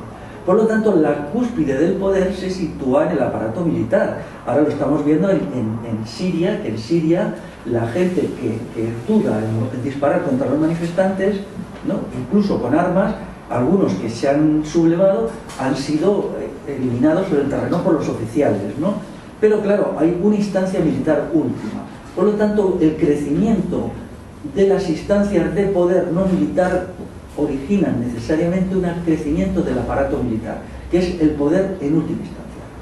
Los cañones del siglo XVIII llevaban en latín una frase que todavía se encuentra, que es, dicen, ultima ratio regum. El significado es fácil, la última razón de los reyes. Entonces, claro, todo el mundo sabía que los cañones era lo que se situaba cuando ya todo estaba perdido, era la última razón. No, aquí, por ejemplo, cuando en 1714, pues Barcelona, la artillería borbónica, y luego en las épocas de Esparteros, bombardeada desde Montjuïc varias veces, ¿no? Y se bombardeaba únicamente para recordar quién manda. Hay una vez que Espartero estuvo bombardeando Barcelona, me parece, un día seguido. No había ningún motivo, solo él quería recordar a la gente de aquí que quién manda, ¿no? Por lo tanto, las estructuras de poder hay que verlas así. Luego está el poder económico, naturalmente, ¿no? Pero hay que considerar el poder económico en este contexto, no aisladamente, ¿no? Por lo tanto, se nos olvida estas análisis. Por ejemplo, hay gente que dice, el poder militar está decreciendo. Sí está decreciendo cuantitativamente, pero no cualitativamente. Hoy no es el momento de los ejércitos numerosos, por eso se eliminó la mili en el año 2001, sino de los ejércitos cualitativos. Una disminución del número de soldados no significa una disminución del poder militar, al contrario. O sea, lo que se pretende es un ejército muy profesionalizado y muy capaz. Pero el ejército, no lo olvidemos, funciona con supuestos estratégicos. Por ejemplo, supuesto número 1, una guerra mundial. ¿Qué función tendría que jugar España? Segundo, una guerra en el norte de África. Tercero, una guerra en Europa. Cuarto, una rebelión interior. O sea, una rebelión interior, y eso se actualiza. Y hay todos unos sistemas por los cuales anualmente, o quizá bianualmente, se actualiza. ¿Cómo podría ser? ¿De qué manera sucedería? Y entonces, ¿cómo se actuaría? Cuando se llegara a una situación así, entonces se toma la documentación y se actúa de acuerdo a esos supuestos. Esos supuestos están siempre. ¿Qué sabemos nosotros de ello? Nada, absolutamente nada. Sabemos que existen, pero no sabemos nada de ellos. Todos los países lo tienen. Solamente hay un momento en que esto se supo, que es en Suiza, en el año 96, que hubo una pelea entre políticos, y entonces uno de ellos le debieron hacer alguna faena muy gorda y sacó este papelito. Dijo, este es el documento preparado para la intervención del ejército en Suiza en caso de rebelión militar. Y aquí están establecidos, yo lo cito en mi libro, dónde se pondrían los campos de concentración, cómo se abastecería de energía a los campos de concentración, quién los vigilaría y la lista de las 600.000 personas actualizada que sería metida en esos campos de concentración. En Suiza, que nunca pasará nada. O sea, el 10% de la población. Es razonable suponer que ahora mismo las instancias militares de poder en nuestro país pueden tener, quizá, yo calculo que menos de una lista de 1 millón de personas no tienen, en comparación con lo de Suiza. Y eso es la realidad del poder. Entonces, esta es la realidad que tenemos que asumir, ¿no? Es dura, pero es así, ¿no? Y en todas partes está, ¿no? En realidad, la guerra de 1936 no es nada más que la aplicación de la estrategia que en ese momento tenía el ejército para una intervención masiva ante una sociedad indócil. Lo que hace Franco, más o menos, es actualizar, ¿no?, a través de Mola los proyectos. Siempre hay un Estado Mayor, siempre hay gente que cree que los militares son una gente que va saliendo del colmillo por aquí con cara de trogloditas, ¿no? La función del alto mando militar es la reflexión. La reflexión estratégica es muy interesante. Si tenéis tiempo alguna vez, yo os animo a que leáis libros de estrategia militar. Es muy interesante leerlos y demuestran una gran capacidad analítica. A veces te asombran, ¿no?, la inteligencia que tienen, la forma como plantean las cosas, cómo examinan las sociedades en su esencia. En ese sentido es bastante patético que la gente que se llama revolucionario radical, bueno, no le llega ni a la altura del zapato a todos estos análisis, ¿no? Y ellos captan, ya veis, por ejemplo, el famoso von Clausewitz, que es un filósofo en realidad, ¿no? Y él establece los bases del arte de la guerra. Aquí ya había habido gente antes, incluso en los tiempos de Felipe II, ya hubo analistas muy buenos, algunos analistas muy buenos que bueno, hacen un análisis muy cuidadoso de cómo están las circunstancias y cómo sería una guerra, ¿no? De todo esto no sabemos nada, se nos ha ocultado todo. Pero para acabar de la cuestión de la economía, y acabo ya, vamos a ver, decía antes, cada crisis es concreta. Se nos echa un poco la reflexión sobre la economía como una especie de carnaza para que nos olvidemos de los otros elementos, ¿no? Entonces todo el mundo ahí dándole vueltas y tal, ¿no? Se ha creado una mentalidad economicista horrible y, como yo digo, es patético que la gente de 20 años piense en luchar por sus pensiones que en todo caso son cosas de dentro de 45, ¿no? Esto me parece una degradación de los seres humanos, ¿no? Yo ahí tengo una nota en mi página llamando que hay una juventud senil. Yo me muevo mucho en ambientes juveniles, pero yo no soy ningún paternalista, yo les llamo seniles en sus caras, ¿no? Sí, pero yo quiero decir que la juventud entiendo que es una época para una cierta épica, para una cierta disposición para el esfuerzo, para el sacrificio, y bueno, no está mal preocuparse un poco por el futuro en el terreno económico, pero hay que preocuparse por más cuestiones porque entonces nos mutilamos, ¿no? Pero yendo a los elementos de la economía, vamos a ver, la crisis, lo que se observa en primer lugar, la crisis de 2008 fue una crisis de sobreproducción. Aquí hubo una gran producción de pisos invendibles, eso es una crisis de sobreproducción, que incluso en algún momento fue acompañada de deflación. Al haber muchas mercancías en el mercado, los precios bajan y ha habido fenómenos deflacionarios hace 1 año y medio. En ese sentido, esto encaja con los análisis de la crisis económica que plantean bastantes sectores, ¿no? Esto se intentó superar por medio de un sobreconsumo por políticas keynesianas hace 2 años, que luego eso se abandonó cuando vio que no funcionaba, ¿no? Luego hay una hiperextensión de las actividades financieras que ha ido creando partes de la economía que no son reales, y que cuando toda esa burbuja especulativa se ha derrumbado, pues ha sucedido que ha habido una contracción del crédito. Pero eso es una parte y no el todo. Los que intentan explicar a través de procesos especulativos la crisis están olvidando muchos más elementos de la crisis, que son muchos más. O sea, la crisis tiene una multicausalidad, y explicarla por una de ellas pues es absurdo. Ya hace poco leí la tesis clásica del subconsumismo. Dicen, como los salarios que se pagan a los trabajadores son muy bajos, entonces no se consume suficiente y por lo tanto la famosa tesis subconsumista. Esto defendido por un libro que es El Ardade marxista. Solo me queda recomendarle la crítica de la teoría subconsumista que hace Marx y sobre todo el mismo Lenin. El mismo Lenin se desencadena contra esta tesis, ¿no?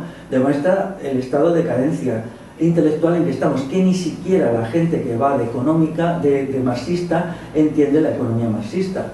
Y bueno, pues esto Marx lo rebate muy bien, que las causas no es la sobreproducción por los bajos salarios, ¿no? Ha habido deflación por un tiempo y ha habido también la crisis de la deuda soberana, que esto sí es importante, los estados han consumido demasiado en Occidente, con lo cual ha quedado muy poco capital para la inversión productiva. Esto es así, si el estado consume mucho en actividades improductivas, la inversión productiva es escasa y por lo tanto el nuevo capital se desarrolla insuficientemente, y esto hace que el capitalismo pues tienda a colapsarse parcialmente. Esto ha llevado a que haya que acudir a ayudas de capitales, de China, todo esto. La solución que se hace a esto pues es reducir la deuda estatal para que las inversiones productivas sean mayores. Ya se está haciendo y lo están haciendo las propias rectores de la economía, ¿no? Pero hay otras cuestiones que no están puestas sobre la mesa. Una de ellas es la hipertecnologización.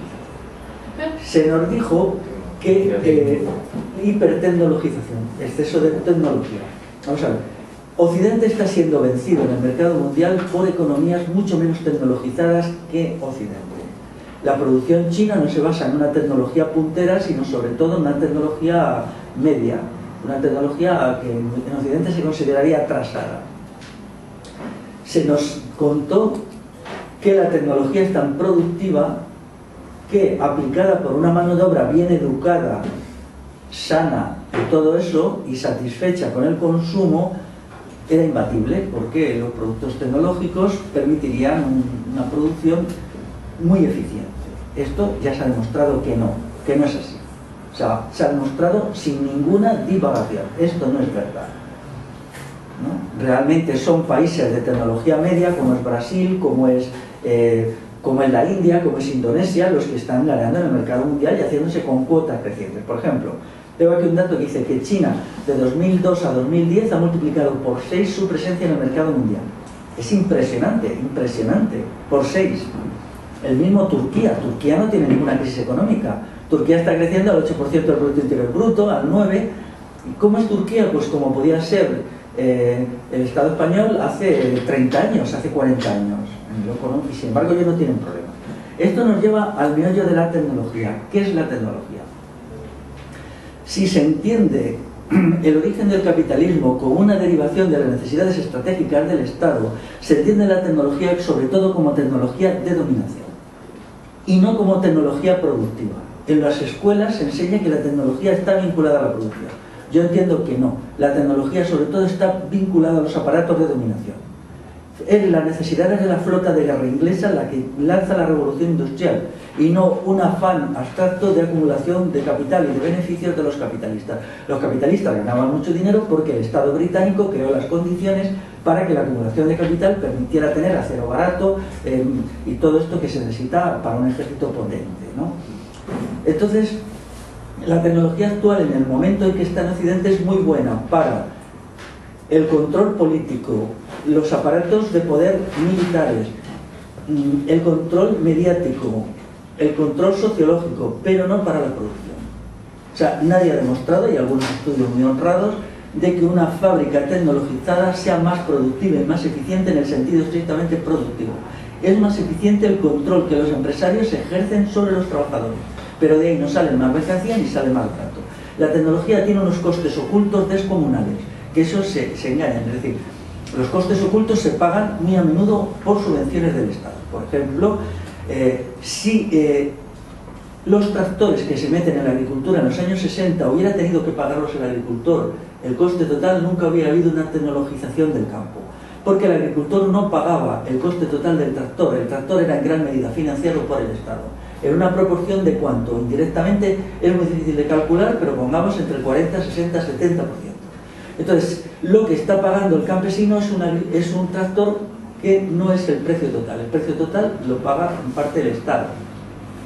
¿Por qué? Porque había una necesidad fundamental de eliminar el campesinado tal como existía por muchas razones. Entonces, los tractores expulsaban a la gente, ¿no?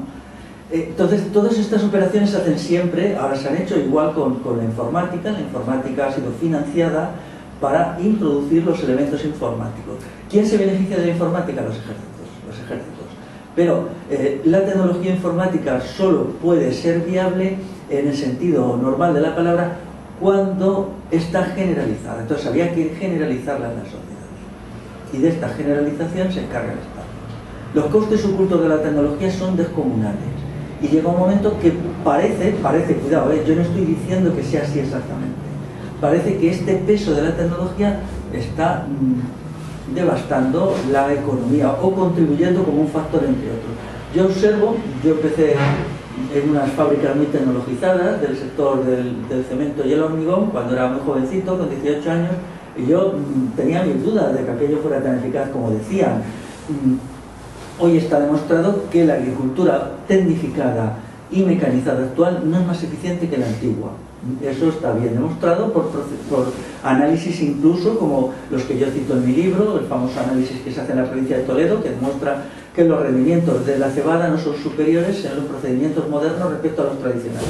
Es más, ese ensayo está mal hecho porque ese no eran las formas tradicionales del cultivo de cebada. Si se hubiera hecho como las formas tradicionales, se hubiera demostrado que los procedimientos actuales son inferiores en los rendimientos de quintales de cebada por hectárea.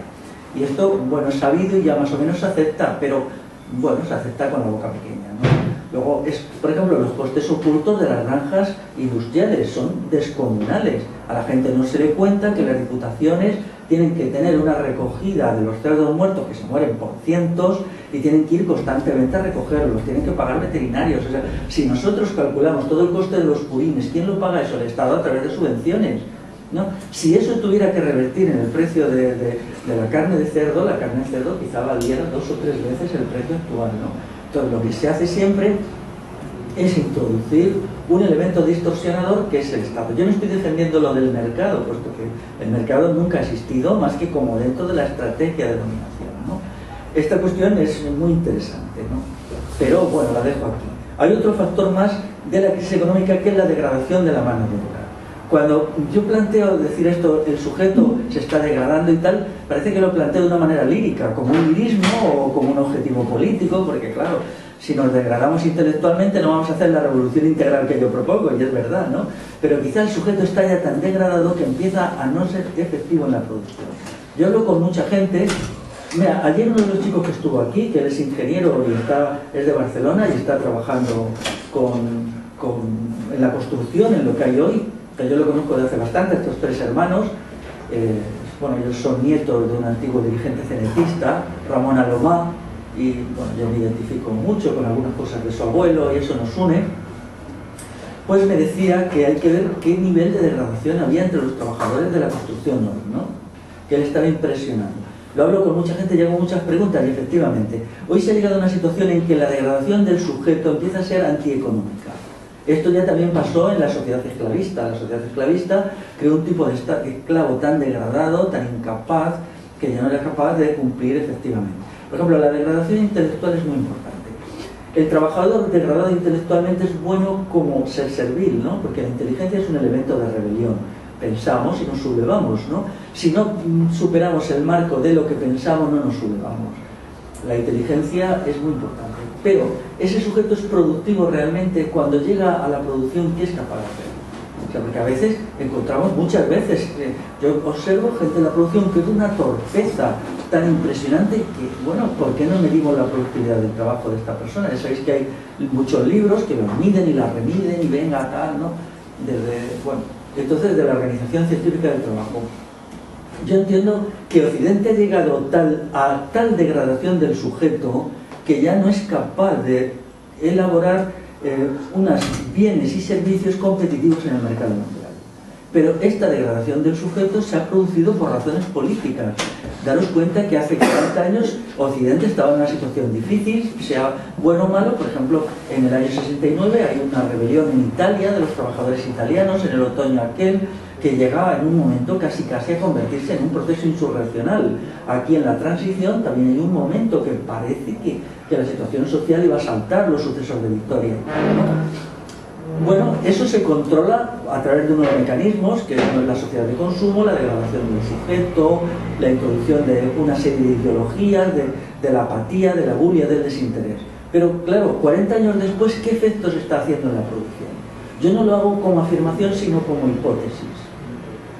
Por lo tanto, podemos decir que la sociedad occidental está pillada entre, o bien, si eliminamos o reducimos esta presión al entontecimiento de las masas,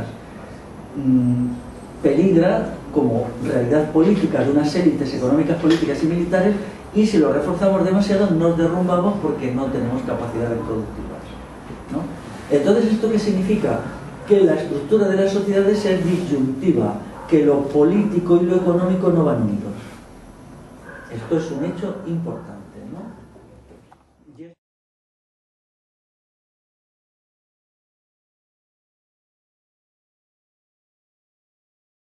Conserva todavía el lugar, bueno, se quemó, pero el edificio donde se aprobó este documento fundamental, no solamente de la historia de los castellanos, sino de los catalanes, puesto que los catalanes acabarían sufriendo aquello en el curso de la historia, ¿no? Pues cuando surge el Estado, muchos elementos anteriores desaparecen. El Estado es una estructura vertical que niega las relaciones horizontales. Entonces, esta negación hace, no solamente es un hecho político, puede ser vivido, y yo creo que así fue, como un desastre, una catástrofe, algo que la gente no se adapta. O sea, yo recuerdo, hay un hecho parecido, ¿no? Cuando llegan los españoles a Canarias, cuando algunos pueblos guanches son vencidos, ellos no se adaptan a lo que les espera y se produce un fenómeno de suicidio en masa. Esto es muy interesante. Esto me ha servido mucho para entender lo que pudo pasar en el siglo XIV. Es decir, los guanches vencidos, pero no todavía hechos prisioneros, esclavizados, se iban a la zona de los barrancos y entonces todos juntos se tiraban por los barrancos. 300, 500 personas cada vez, ¿no? Esto es un fenómeno muy interesante. Hay momentos que los cambios sociales no son admitidos por sectores significativos de la población. Y el fenómeno de las guerras cántabras, tan importante, ¿no? Cuando los cántabros son cercados en el famoso Monte Medulio, eso sucede casi me parece que es en el año 19 antes de nuestra era, y ellos se podían haber entregado a los romanos, eran muchos cántabros, no se sabe cuánto, pero se cree que eran unos 9 kilómetros estaba cercado, ¿no? Era un cerco de 9 kilómetros. Ellos no se podían haber entregado y los romanos les habrían aceptado como esclavos al menos. Entonces hay una decisión colectiva, no sabemos cómo se toma, de quitarse la vida. Entonces ellos lo que hacen en grandes calderos, hierven las hojas del tejo, que son tóxicas, y luego la gente se pone en fila y va tomando su porción de este brebaje tóxico y muere, ¿no? Esto es importante porque, bueno, yo lo considero admirable. Ellos amaban tanto la libertad que la ponían por delante del amor a la vida. Entonces, como no se podían adaptar a la vida de esclavos, prefieren matarse, ¿no? A mí me parece un acto de dignidad formidable. Cuando tuve una charla en Cantabria el año pasado, lo conté con más detalle y a la gente le gustó, ¿no? Pero creo que el conocimiento de estas realidades nos lleva a lo que es la esencia de la historia humana. La historia humana es falsificada en la escuela porque parte de una noción que es la noción de la naturaleza humana abstracta, que es intemporal, o sea, el ser humano ha sido siempre igual, no ha sufrido cambios ni positivos ni negativos, es como una naturaleza, una esencia atemporal del humano que se manifiesta siempre de la misma manera. Por ejemplo, te dicen los seres humanos siempre han sido posesivos, o siempre han sido egocéntricos, o siempre han sido crueles.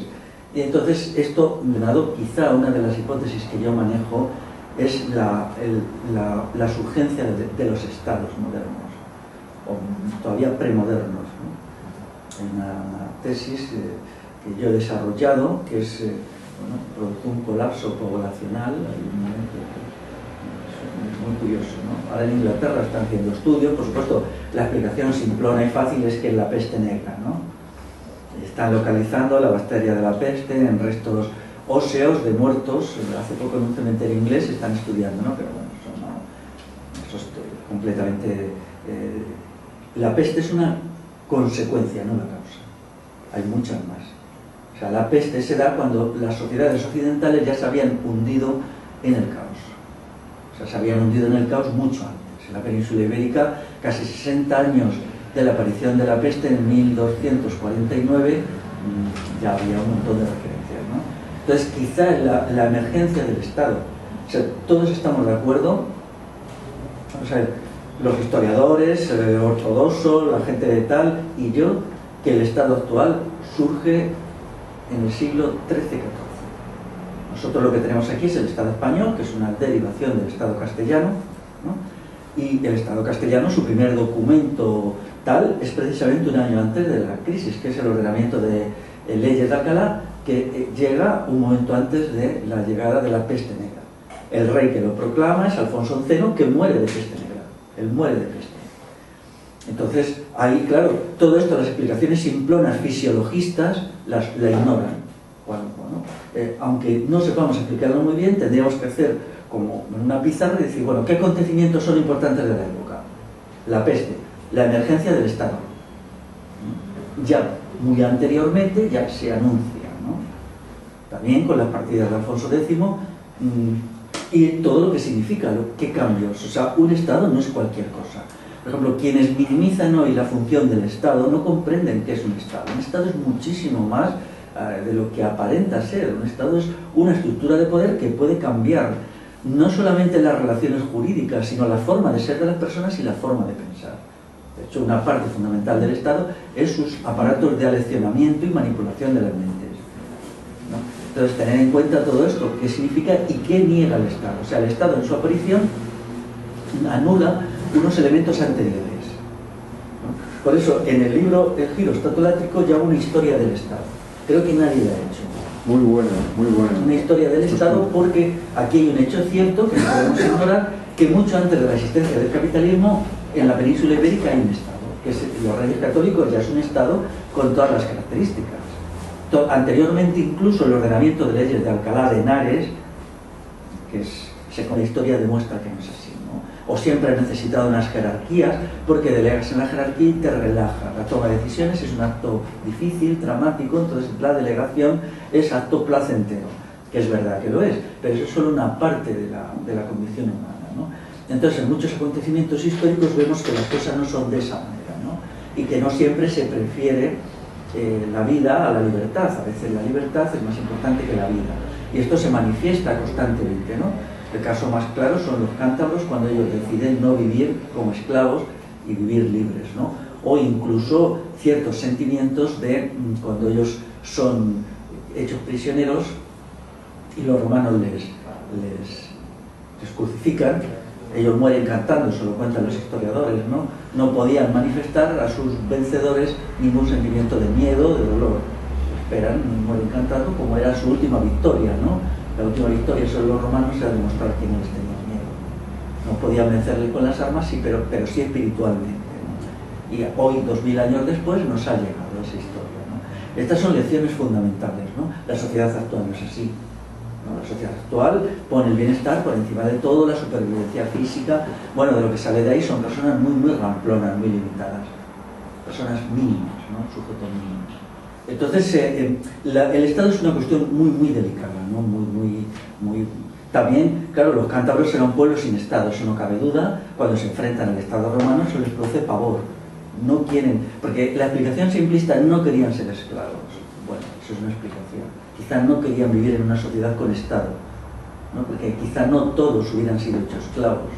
No se podía trasladar completamente a los centros esclavistas a la población de los cántabros, solo un sector, quizá solo la gente más joven, pero ¿cómo vivían nosotros, ¿no? Los pueblos antiguos tenían un sentido de la libertad que nosotros hemos perdido, ¿no? Como tenían un sentido de la naturaleza que nosotros ya quizá nunca recuperemos, ¿no? La satisfacción que les producía la naturaleza nosotros no la tenemos, ya nosotros no sabemos ver la naturaleza, ¿no? Recuerdo un libro de un pueblo de León que cuenta que hasta hace 70 años, cuando florecía el lino tiene unas flores muy bonitas, entonces todas las aldeas iban a ver las flores del lino y se quedaban extasiados horas viendo la floración, ¿no? Pero no iban un momento como hacemos nosotros y se iban a su casa, no, se quedaban allí extasiados durante horas viendo las flores del lino, luego volvían a casa, ¿no? Eso, nosotros hemos perdido mucho, daros cuenta que hemos perdido muchas cualidades, muchas capacidades. Se puede decir que hemos ganado alguna, quizás sí, no pretendo hacer una explicación simplista, ¿no? Pero ahora mismo no cabe duda que el elemento sustantivo de la sociedad actual es el colapso del humano por poderes que lo están haciendo colapsar. A mí el principal de todos es el Estado, ¿no? Otra gente piensa que no, que la gran empresa. Entonces aquí hay un debate muy importante que nos lleva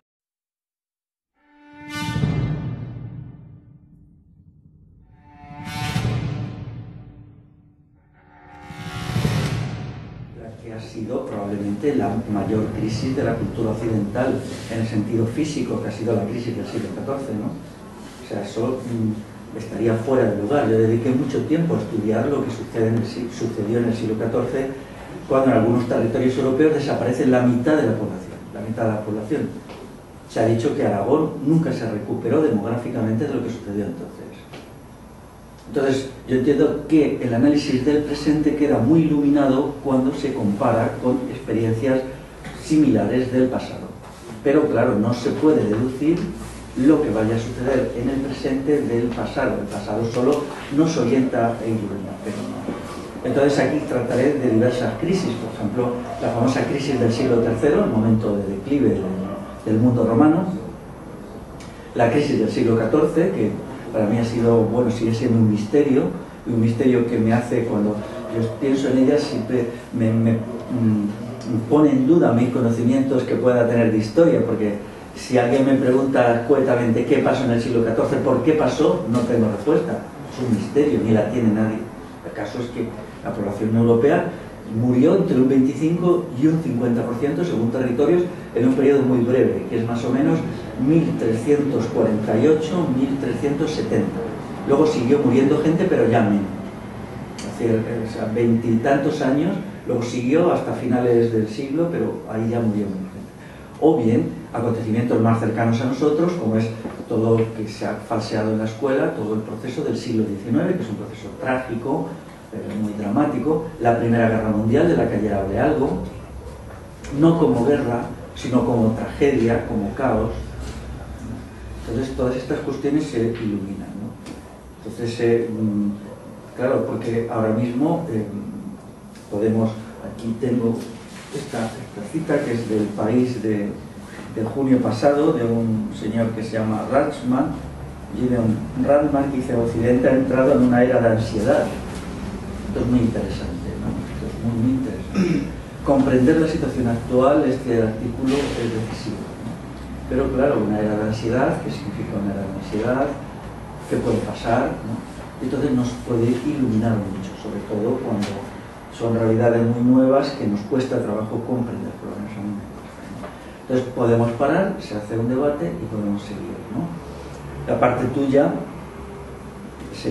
podría estar relacionada también el fenómeno del siglo XIV de una complejidad descomunal. Yo creo que, bueno, se necesitaría un libro de 1000 páginas para entrar todo lo que sucedió, y está muy relacionado directamente al texto de Jordi, una vez que el texto queda desprovisto de sus formas específicas verbales, ¿no? Pero aquí el texto, si creemos, entonces eso es, bueno, el movimiento antiglobalización defendía una tesis que los estados se extinguen, ¿no? Yo defiendo otra tesis que no es verdad eso, ¿no? En el terreno militar, en el terreno judicial, aquí, por ejemplo, hoy día existen como 7 veces, creo, o 5 más funcionarios del aparato judicial que en los tiempos de Franco, o 8 veces, ¿no? La población ha crecido muy poquito, pero los funcionarios han crecido. El número de policías ha crecido tremendamente, ¿no? Ahora tenemos se solapan, ¿no? Los mozos de escuadra, la chancha, tal, ¿no? Entonces esos aparatos, claro, ahora mismo el gobierno del PSOE lo que ha hecho es una cosa que se ha llamado en un artículo: todo está prohibido, ha judicializado, ha juridizado la vida completamente, nos ha dicho cómo es legal o no legal fumar, como un montón de cosas, ha hecho que la circulación esté todavía más judicializada. ¿Y eso qué significa? Daros cuenta que cada acto jurídico significa un incremento del aparato estatal, porque a más leyes, más policías que vigilen su cumplimiento, ¿no? Más aparato judicial que juzgue las infracciones y más cárceles o tal donde meter a la gente que no cumpla. Esto es mi crítica sempiterna al movimiento ecologista. El movimiento ecologista no se da cuenta que, bueno, sacamos muchas leyes, ¿vale? Bien, ¿y qué sale de ahí, no? O, por ejemplo, la ley de violencia de género, que se barajan cifras tan tremendas del número de detenidos que ni siquiera se hacen públicas. Pero bueno, se barajan cifras espeluznantes. Parece ser que el 20% de los detenidos están por acusaciones que no han sido probadas, ¿no? La ley de violencia de género supone que una mujer puede acusar a alguien de algo sin probarlo, ¿no? Y esto es una cosa monstruosa, ¿no? Es el principio de legalidad tirado por el suelo, ¿no? Entonces, parece que hay mucha gente, bueno, todo esto es un mundo muy, muy misterioso, donde no saben nunca cuánta gente está metida en la cárcel. Yo tengo un amigo abogado que me contaba, ¿no? Dice: es patético ver aquí a la gente que va por ley de violencia de género, que es una pobre gente, allí está pillada, en fin, en una situación dramática, ¿no? y bueno, pues esto se considera muy bueno. Pues si es muy bueno, ya estamos a un paso del Estado policial, ¿no? Igual el ecologismo. Bueno, la cantidad de leyes que son medioambientales entre Bruselas, Madrid, las comunidades autónomas, yo siempre lo digo, cuando haya que hacer una barricada, lo mejor es coger las leyes medioambientales y te pones ahí delante y aguantan los tanques, ¿no? Su eficacia medioambiental está por comprobar, pero son masas. Yo que las he tenido que consultar a veces para charlas, a veces me llaman para charlas muy específicas y ala, te las lees. Yo entiendo que no valen para nada, pero sin embargo sí cumplen una función: acostumbrar a la gente a ser dirigida por procedimientos legales. Cuando realmente solo hay que leer a Kant, su libro Tratado de Ética, cuando Kant plantea una cuestión que es de sentido común.